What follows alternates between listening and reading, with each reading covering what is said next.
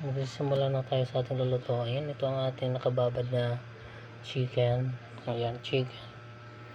Tapos ito ang ating all-purpose flour para pang coating ng ating chicken. And then, ito po yung ating honey. Pure honey yan. Ketchup. Ito ang ating paprika. Garlic powder. Onion powder. Ito yung onion. Ito yung garlic powder. Ito naman ang ating tinagtad na bawang. And then hot sauce. And then soy sauce.